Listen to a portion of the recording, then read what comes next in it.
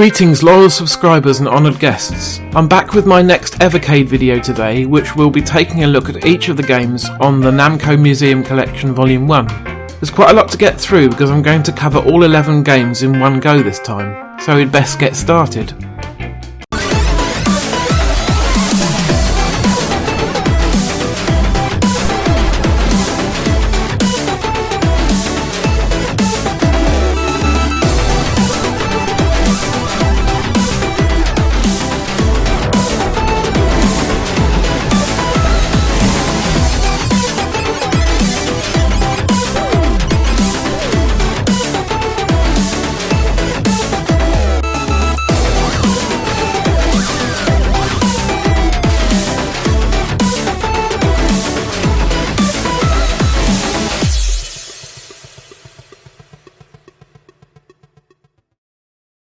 We begin with Battle Cars, which was a really pleasant surprise for me. I had never heard of this game before, yet after getting used to it I found myself enjoying it immensely and I played it a ton. It is a Mode 7 based combat racer, so at first glance the graphics resemble F-Zero, but the gameplay and the style is closer to something like rock and roll racing. There are various different types of event, ones where you are just supposed to get from point A to point B in as fast a time as possible, earning bonus cash for any time left on the clock, standard races where you have 3 laps to place highly, and boss battles where you have to come in front of a particular character or it will be game over.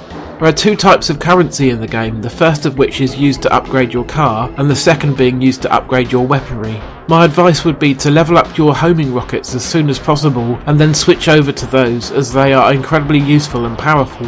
There are a couple of difficulty options, but the easiest one won't let you finish the game. It's more of a tutorial mode really. Overall, Battle Cars is really solid and perhaps the highlight of the entire cartridge, so I'm going to award it the lofty score of 4 out of 5.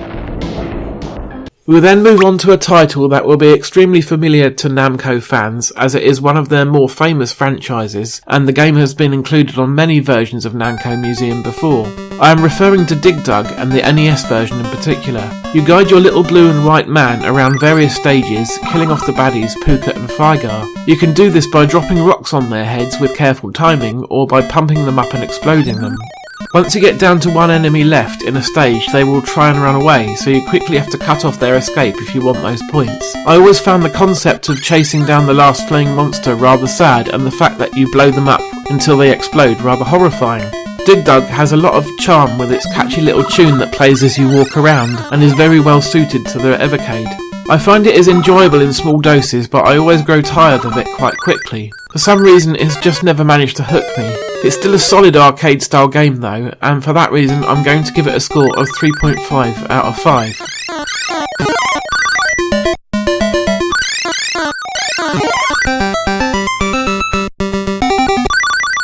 Galaxian is up next, and it's another NES port of an iconic Namco arcade game. This one took the basic concept of Space Invaders with the formations of alien baddies moving left and right, and gave the aliens the ability to break out of the formation to dive at the player. They will award more points if they are shot while flying at you, especially the 2 leaders at the top of the pack.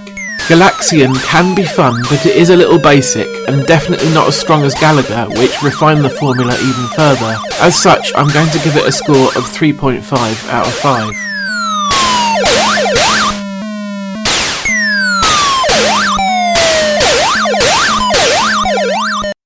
Rabble is an interesting inclusion on this cartridge because it is, as far as I know, the only actual arcade version to be released on the Evercade hardware so far, though Blaze Entertainment have said that more arcade games will be coming in 2021. It's also an untranslated Japanese version, as I discovered when I left the Attract mode running, in the hope that the game would explain exactly how to play it.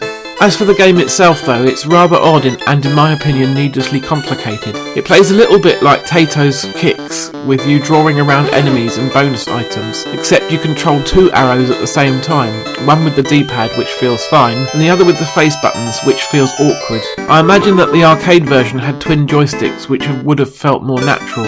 It remains a bit unclear to me exactly how you beat a level, but it involves drawing around groups of little mushroom creatures and bonus treasure chests, as well as drawing around flowers to make them grow. Some clear instructions would help with this game, but the controls will still seem odd on the Evercade. I'm just going to give it a score of 2 out of 5.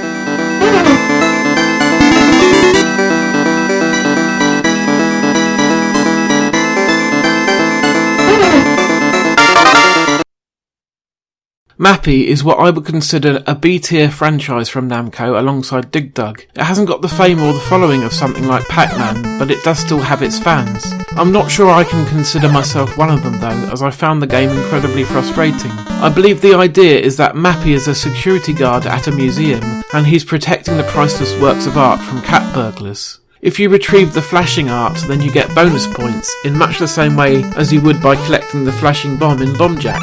You can use trampolines to access the different levels of the museum and slam doors in the face of any cats to dispose of them temporarily. Mappy is quite a difficult game though, especially while you're still getting accustomed to it. I died within seconds of starting it up. After a few tries I did start to get better at it, but I still wouldn't say I was having that much fun.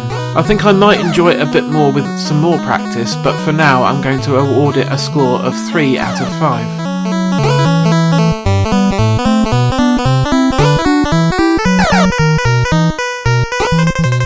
From Mappy we move on to a spin-off title, and I have to say that this game is absolutely amazing. For me it's the standout title of this collection. It's a 2D platformer for the NES, and it does remind me of the Chip and Dale games quite a lot. It looks good, the controls are tight, and the levels are well designed. I had a ton of fun playing this one, and I will definitely be going back to it for more, as there appears to be a ton of stages in the game. I did have sound issues, but I put that down to playing through a capture device, which is already a known issue. I believe this game was previously only released on the Famicom in Japan, so many NES owners will likely have never seen it before. It definitely ranks amongst the other top tier platformers for the system, such as the Disney games though, in my opinion, so I'm going to award it a score of 4.5 out of 5.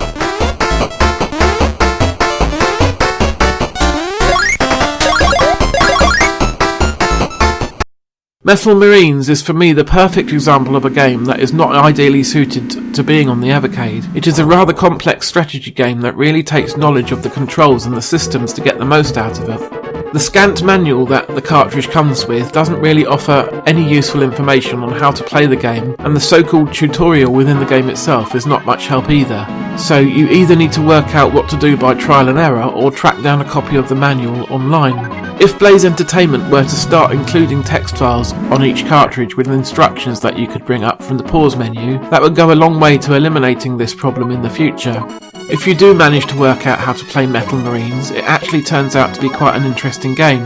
Basically, you start off by placing your bases, and should then put down some anti-air batteries to defend them from missiles. After that you can put down some more offensive items like missiles of your own and a few of the titular Metal Marines. Finally, you need to scroll your menu to the right one page to find the attack button, and then choose a random place of the enemy's island to attack, battleship style. You'll either miss or score a hit, and can then choose where to strike with follow-up attacks. You need to be quick though, because while you're building up your base, the AI player is doing the same and will attack you if you take too long. Because of the lack of instructions and the complex nature of the game, I feel that I have to give it a score of 2.5 out of 5.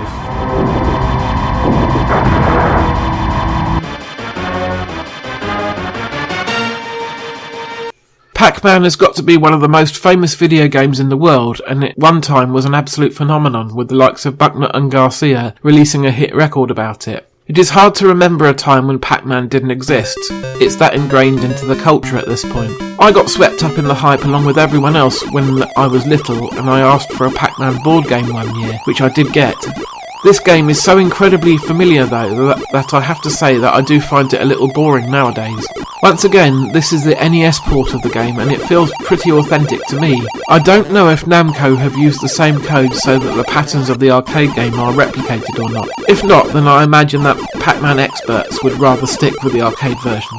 PacMan does still deserve its classic status, I just feel that it's a bit played out by this point, and I'm awarding it a score of 3.5 out of 5.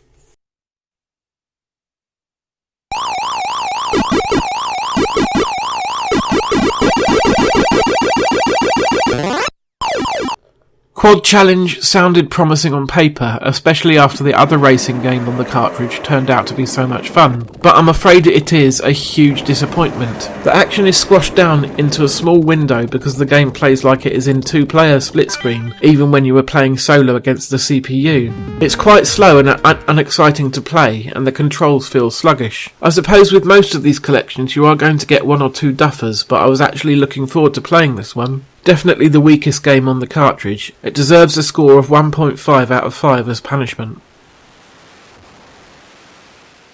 The penultimate game is another NES release, and it turns out to be quite enjoyable. Star Lustre is a first-person shoot-'em-up which puts you in the cockpit of a starfighter. You have to jump to various points on a star map in order to find and shoot down enemies. Once the map is cleared, you win. The tutorial difficulty is quite simple, with only a handful of places on the map to visit, but the other difficulties increase the pressure by adding bases that you need to protect. You can stop what you're doing and jump to another place on the map at any time, so if you're battling in space and a base issues an SOS, you can rush over to it and defend it. This plays well and is quite easy to get to grips with on the Evercade, so I'm awarding it a decent score of 3.5 out of 5.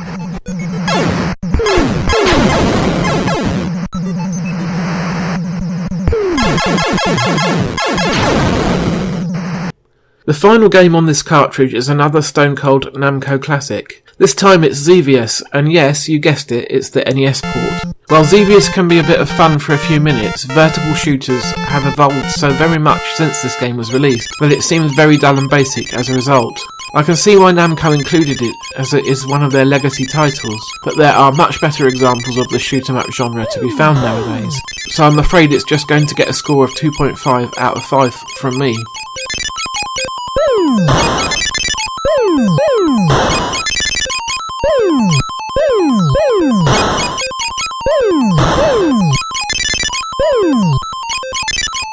So there you have it. Overall, I would say that Namco Museum Collection 1 is a pretty solid offering. Battle Cars and Mappy Kids are the highlights for me, with the cart rounded out with the selection of familiar faces and then one or two games that really should have been left out altogether in my opinion. I hope to be back with the third Evercade cartridge pretty soon, so keep an eye on the channel for it. In the meantime, take care.